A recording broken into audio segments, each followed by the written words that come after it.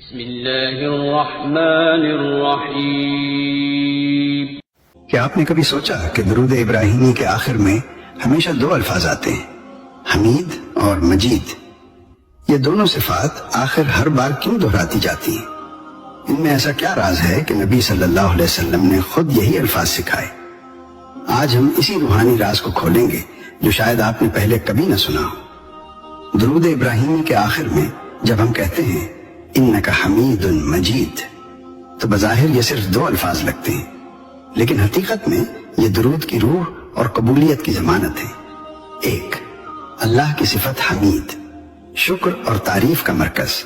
حمید کا مطلب ہے وہ ذات جو اپنی تعریف آپ ہے، جس کی ہر نعمت کا شکر ممکن ہی نہیں، جو ہر حال میں تعریف کے لائق ہے۔ درود پڑھتے ہوئے جب ہم حمید کہتے ہیں تو ہم اعلان کرتے ہیں کہ یا اللہ، ہم جس رسول پر درود بھیج رہے ہیں اس کا مقام بھی تیری ہی عطا کردہ عزت ہے، یعنی درود میں تعریف خدا چھپی ہوئی ہے۔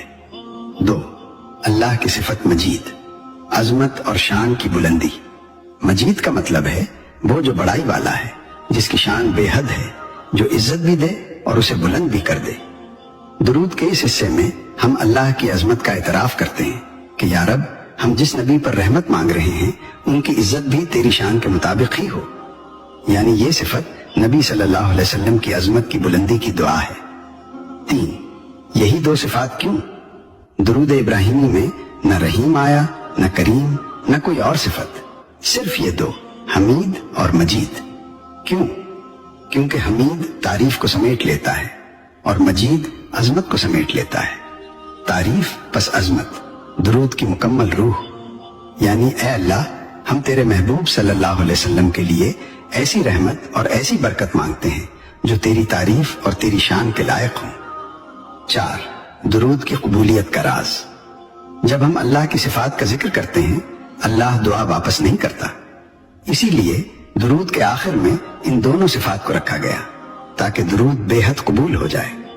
پانچ، اللہ کی حمد، نبی صلی اللہ علیہ وسلم کی عزت، کامل درود۔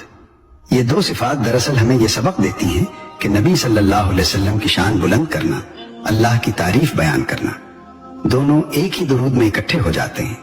یہی درود کو سب سے افضل بناتا ہے۔ درود ابراہیمی کے یہ دو الفاظ بظاہر چھوٹے ہیں، مگر ان میں اللہ کی دو عظیم صفات اور پوری روحانی حکمت چھپی ہے۔ اگر آج کی ویڈیو نے آپ کو درود کے اس راز سے قریب کیا ہے تو اس ذکر کو اپنی زندگی کا حصہ